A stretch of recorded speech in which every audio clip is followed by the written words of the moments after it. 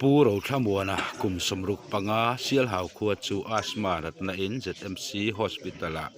ni som pani thali sangni som ni pathum hian a borala aizol le sial hau in kar hi kho in kar hlat tak mai ani a sial hau an bal puina konga hian then tlang khuwa pal tlangin then tlang branch OMA te ten an lo muaka